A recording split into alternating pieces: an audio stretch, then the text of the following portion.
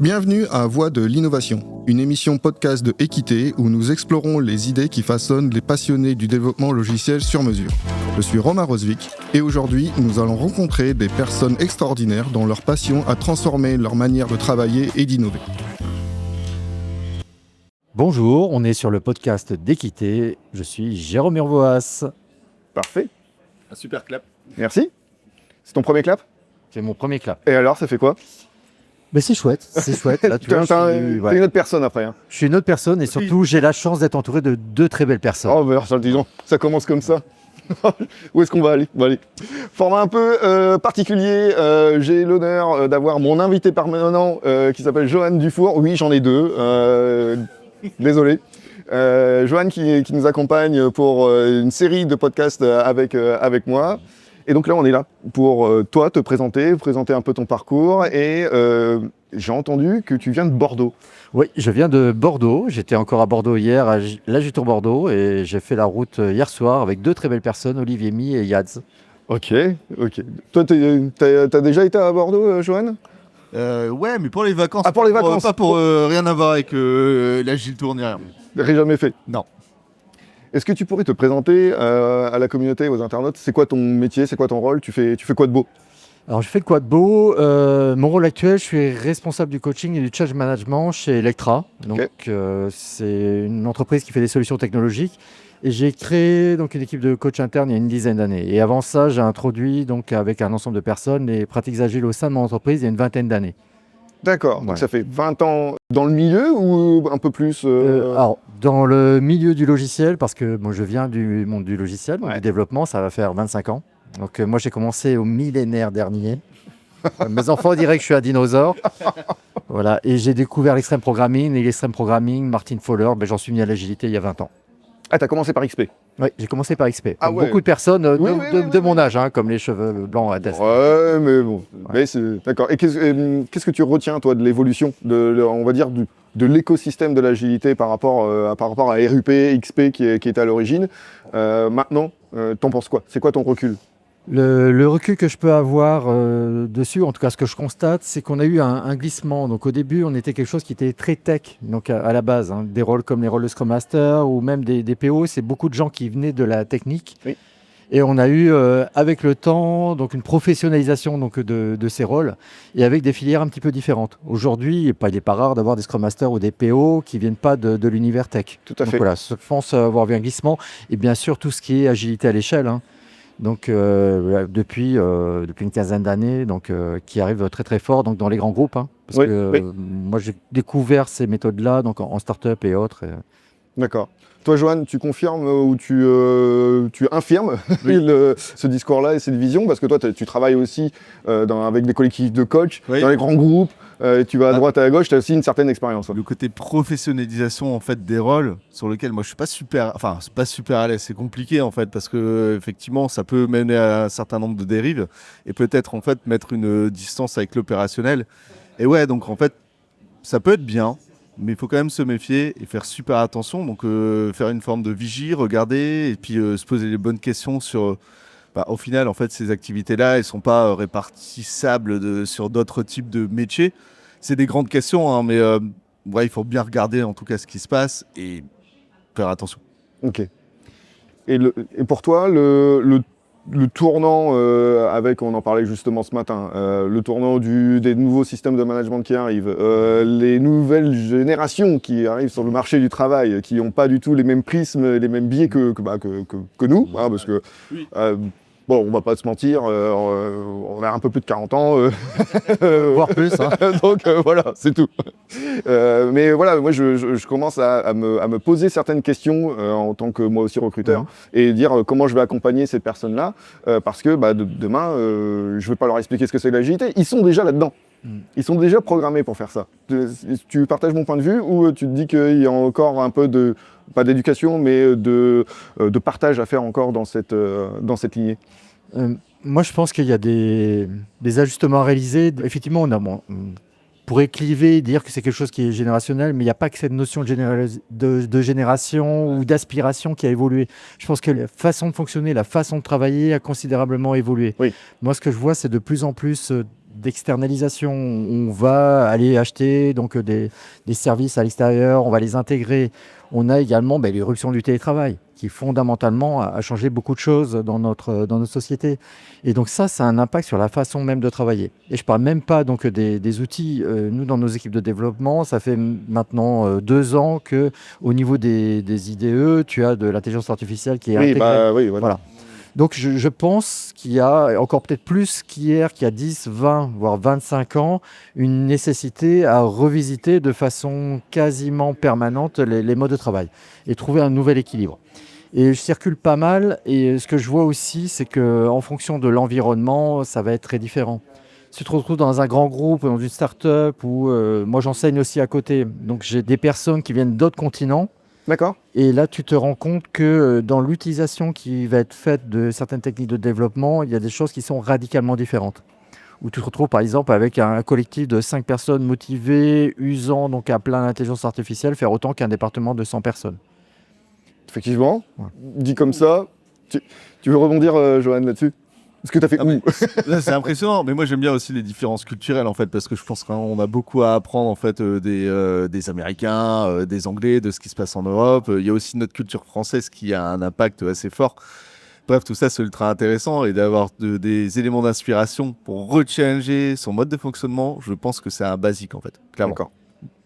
Alors, je suis pleinement d'accord avec toi. Il y a un truc qui m'anime. Moi, je crois beaucoup à ce qu'on appelle l'effet bordure ou l'altérité. C'est-à-dire le fait de te confronter donc, à de nouveaux systèmes, de nouveaux environnements de travail. Et c'est là où tu as une porosité et c'est là où les gens se rencontrent. Et c'est des zones qui sont extrêmement créatives. Donc, c'est pour ça que moi, ça fait plus de 10 ans maintenant que je participe donc, à des Agitours, des événements. Donc, avant, c'était des événements plus développement. Et c'est pour ça aussi que je vais donc, dans des sphères qui sont en dehors de la tech. Oui, oui. Et là, ça te permet donc à un moment de voir émerger donc, de nouvelles pratiques au-delà du plaisir de la rencontre et de l'altérité. Je rebondis. Moi, j'ai un micro, c'est bon. Je rebondis sur ce que tu dis parce que justement, on est pile poil dedans. Exactement, on en parlait il y a 10 minutes quoi. C'est ça. Nous, on a un projet d'accompagner une équipe de handball puis une équipe aussi de rugby avec des outils, des principes qui sont tirés par de l'agilité, on parle d'OKR, de machin, ce genre de choses. Alors pour eux, ça n'existe pas, mais ils sont déjà dans le modèle. Et il faut simplement les accompagner pour aller beaucoup plus loin dans leur démarche et forcément rentrer dans quelque chose où ils vont rentrer dans le cycle. Et là, pour l'instant, ils ne l'ont pas encore. Et je rebondis totalement sur ce que tu dis parce qu'il y a encore tout à explorer en fait. Ouais. Tu vois, je vais même compléter ta réponse avec le niveau local. Oui. Dont on parlait aussi tout à l'heure du côté... on est content d'être à Nantes en fait pour découvrir en fait et discuter avec des gens qui ont un écosystème nantais et des choses autour. Nous, on a des choses à Lille, il y a des choses à Paris et il y a plein de choses qui existent et c'est totalement différent, mais avec des similitudes. C'est un peu étonnant, mais vrai. Et là, on a la même chose sur le côté métier où on va peut-être sortir de nos univers standards pour découvrir d'autres choses et peut-être se rechallenger. Ça, c'est ultra important. C'est même vital, clairement. T'es sur Nantes là aujourd'hui, hier sur Bordeaux, j'ai entendu. C'est la première fois que tu viens sur Nantes? Non. Alors je crois que je suis venu à Nantes il y a 2 ans. J'ai dû venir une autre fois. Donc voilà, j'écume les Agitours depuis plus de 10 ans. Je crois qu'aujourd'hui c'est mon 52e ou mon 53e tour. Ah ouais. Je me nourris, je me régénère sur ces événements-là. D'accord. Ah ouais, super. Et c'est quoi le propos de ton talk alors? Alors justement, transition. T'as vu ça? Alors mon propos, c'est d'évoquer une notion que je qualifie d'agilité régénérative. Moi, j'ai toujours été passionné donc, par 2 domaines, qui est le domaine, on va dire, des sciences dures, donc mathématiques, développement logiciel, informatique, etc., mais également des sciences humaines. J'ai longtemps hésité donc, pendant mes études. Et il se trouve que d'ingénieur en développement, un responsable d'équipe de développement, mais c'est assez naturellement que j'en suis venu à l'agilité, notion de coach agile et de coach professionnel. Aujourd'hui, donc, cette notion d'agilité régénérative, qu'est-ce que je mets derrière? C'est des notions donc, inspirées du vivant, donc, comme la systémie, comme la permaculture humaine. Je m'intéresse beaucoup à la notion d'antifragilité, donc de Taleb. Les notions de robustesse d'Olivier Hamon, il y a une hype autour de lui aujourd'hui. Et l'idée, c'est de promouvoir, quand on parle de transformation agile, souvent on va penser sprint, backlog, scrum, Kanban, safe, outils, process. Moi, je pense que peut-être la première des choses à laquelle il faut s'intéresser, c'est la vitalité des systèmes. C'est la richesse de l'environnement, partir de ça et voir qu'est-ce qu'on fait en termes d'interaction, en termes d'humain, pour que ce changement prenne et de façon durable. Et pour moi, le levier, c'est plus s'appuyer sur l'humain et les dynamiques, les interactions, que sur un process que tu vas calquer et imposer à un environnement au risque de le scléroser. Et qui est, in fine, impersonnel aussi. Qui est impersonnel et tu passes à côté de tout le potentiel de l'organisation. Tu fais un formatage où tu perds énormément de productivité, de richesse, de vitalité. Le paradoxe, tu vois, en 20 ans, j'ai vu un certain nombre de transformations où, tu prônes à la fois l'efficacité, la performance, le bien-être, et tu arrives à l'opposé, quoi. Alors, parfois, ça va même jusqu'à du burn-out, du désengagement. Ouais, c'est des choses qu'on a déjà vues et quelquefois aussi un peu subies. Oui. C'est aussi ça le problème. Tout à fait. Ouais. On va arriver à la fin de l'interview. Qu'est-ce que tu pourrais donner comme conseil à des personnes qui sont déjà, jamais venues à Nantes, à Gilles Tour? Pourquoi venir? Parce que nous on sait parce qu'on le vit. Mais pour ceux qui ne connaissent pas, quelles sont pour toi les raisons de venir? Et deuxième, c'est une question que je pose régulièrement, c'est il y a des personnes qui veulent devenir speaker ou orateur et ils sont un peu timides ou ils n'osent pas faire le premier pas. Et donc, c'est quoi comme conseil que tu pourrais leur donner pour dire allez-y? Ok. Pourquoi venir à Gilles Tour, à Gilles Tour Nantes? Je vous ai parlé d'altérité.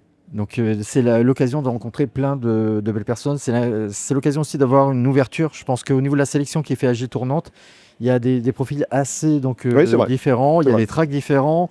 Donc je pense qu'on peut tous trouver quelque chose qui va nous nourrir. Et quelque chose qu'on sous-estime, c'est tous les à côté qu'on va avoir. C'est autour du café, du repas. Moi, en disant, le 4 quarts, les amis. Pas que. Il y a une super brioche. Donc voilà, on mange très très bien. Ouais. Voilà, effectivement, je l'ai oublié. Je pense qu'il y a un super comité d'orga. Ouais. Donc voilà, et qui fait que le lieu aussi a évolué. Avant, c'était un peu plus roots. Il y avait une forme de magie autour de ça. Là, je pense que c'est juste un lieu qui est parfait. Donc pour se rencontrer, pour se croiser. Donc voilà, c'est un des plus beaux événements et j'en ai fait. Donc je peux que vous conseiller d'Agile Tour Bordeaux. Et pour ce qui est devenir speaker, lancez-vous. Oui, il y a un stress. Moi, ça fait 25 ans que je suis dans le domaine. Mon premier talk, je l'ai fait il y a un peu plus de 10 ans. Et au début, je me disais, j'ai rien à raconter, ça va pas intéresser les gens. Et ce qui m'a surpris, c'est sur le premier talk que j'ai donné, les retours que j'ai eus, il y a... Ok, peut-être que vous êtes dans le domaine que depuis quelques mois ou quelques ans, mais je vous assure, il y a vraiment des choses qui peuvent intéresser les personnes. Et en termes de développement professionnel, je n'ai pas trouvé mieux que de donner des talks. Pourquoi? Parce que vous allez avoir des feedbacks. Des feedbacks qui vont vous permettre d'affiner, de clarifier votre discours, de le compléter. Les gens, naturellement, vont vous apporter ce que j'appelle ces bordures. Ils vont dire « Ah, mais ton idée, ça me fait penser à ça ». Et de fil en aiguille, vous allez creuser un paquet de choses. Et le plaisir de la rencontre. Oui. Voilà, pour finir, moi, je viens de Bordeaux. À Bordeaux, il y a un monsieur qu'on aime beaucoup qui s'appelle Montaigne. Et ce monsieur a dit « Il faut voyager pour frotter sa cervelle contre celle des autres ».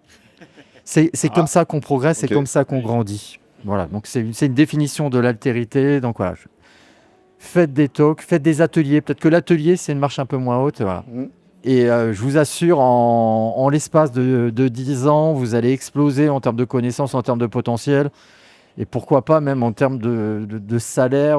Ah oui. Donc voilà, si les derniers arguments. Un impact direct. Voilà. Ok. Je fais un clin d'œil à mon employeur. Je suis sur un podcast. Et voilà, s'il veut m'augmenter. Je pense que le message est bien passé. Johan, pour terminer, tu confirmes cette vision-là Ouais, je suis parfaitement en phase. Et puis le côté rencontre, c'est important en fait. Faut pas avoir peur de récupérer du feedback, même s'il est négatif en fait, parce que c'est comme ça qu'on progresse. Et justement, l'accueillir en fait, ce feedback négatif, c'est la meilleure façon de progresser, quoi. Point. Il n'y a pas de feedback négatif. Je pense qu'il n'y a que des feedbacks d'amélioration. Après, c'est l'intention de progrès. Et n'hésitez pas à demander à solliciter ces feedbacks. Oui. Bon, je pense qu'on est clair. Voilà. Bon, prenez les feedbacks et nous, on se retrouve la semaine prochaine. Merci beaucoup. Merci. Merci d'avoir écouté Voix de l'innovation. Nous espérons que vous avez trouvé cette conversation inspirante. Suivez-nous sur vos plateformes de podcast préférées pour ne pas manquer nos prochaines émissions avec de nouvelles personnes passionnées de développement logiciel.